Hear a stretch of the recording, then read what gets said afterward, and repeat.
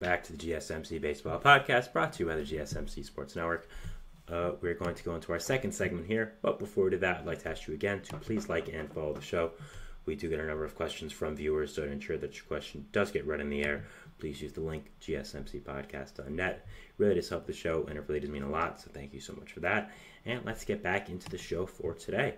All right, so as I talked about, we're going into our second segment here, which is going to be talking about really just an overall evaluation of the Cincinnati Reds and just talking about their season this year. So let's get into it. So overall, the Reds this year have been a massive, massive disappointment.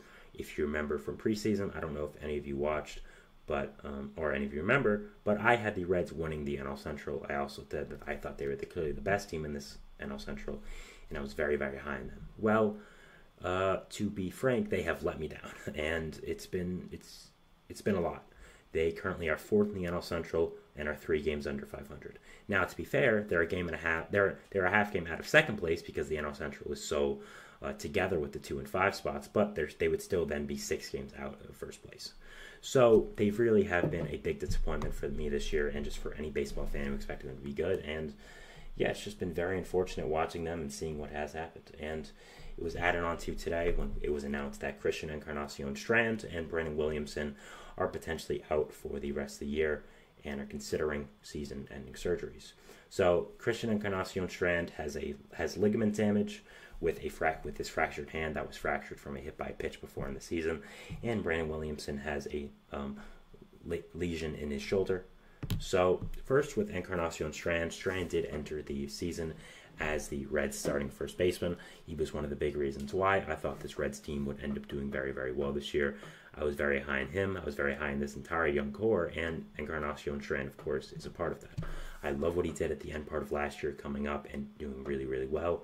I thought he would parlay that into this entire season, this full season, being a really, really good hitter and really helping out this Reds offense, and he has done the opposite of that. He has been really, really bad when he has been on the field with a 38 weighted runs created plus, and also his triple slash has also been pretty bad, and he hasn't been on the field a lot anyways, fracturing his hand again earlier into the season. So he has been a big disappointment for the Reds. You could just say, oh, it's not his fault, he got injured. Well, he was doing pretty bad before the injury, so I'm not really going to use that excuse here for Encarnacion-Strand and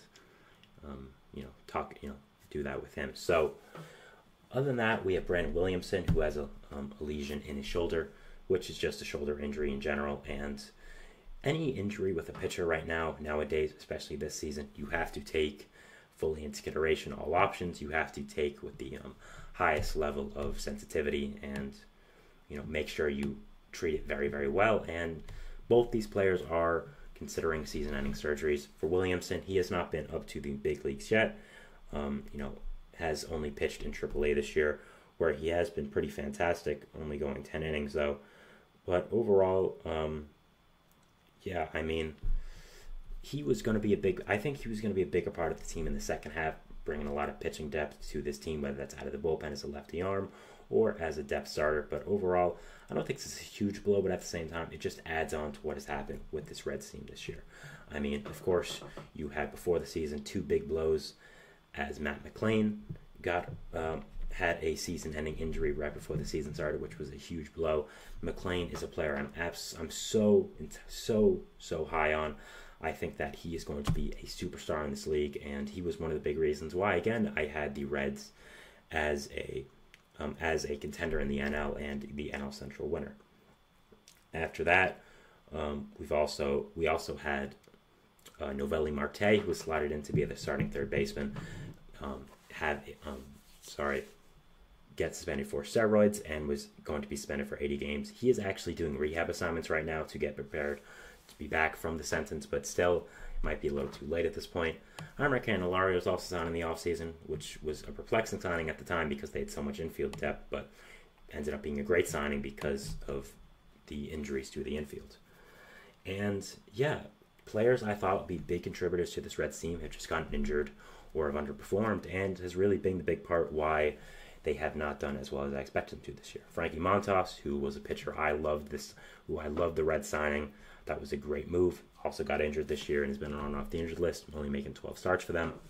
Also had Nick Lodolo being on and off, so I think that overall it's just been very disappointing to watch this Reds team. And to put it pretty bluntly, it's just not their year, I think. I think that overall, everything has not gone their way. And I just don't think that this is the year for the Reds to finally break out. I saw the young core last year. I saw how well everyone was doing. I saw the promise of what this team could be. And they just have not lived up to it. Whether that's injuries, underperformance, whatever. It just has been very disappointing. And also Elly De La Cruz. Elly De La Cruz was a guy I thought was going to be an impact player from the moment he stepped in the MLB, and was, but after those little honeymoon period of him being up in the MLB, he has not done as fantastic as you would expect for a player of his talent level. I talked about it yesterday when he appeared on the most overrated players in the MLB list, and I talked about how, unfortunately, I agreed. I thought that he was one of the most overrated players in the MLB right now. I also thought he was a good player who also is fantastic. It's a fantastic ambassador for the league, with how exciting he is, how well he plays, and just how much fun he plays with. So I just figured let him be. But just looking at it baseball-wise, looking at it stats-wise, he is a little overrated at this point. I think people look at him as some generational shortstop because of the physical tools he has, because of how exciting he is, and that's just not what he's done so far. So I think that overall, he's been very disappointing for them this year. Hasn't been bad, but definitely hasn't lived up to the standards that you would expect.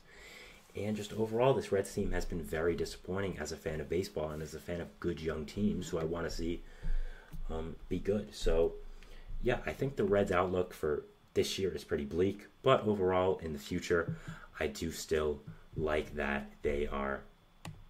I still do like this team in the future. I still think there is a lot to like about them. I still think there's a lot of good young players.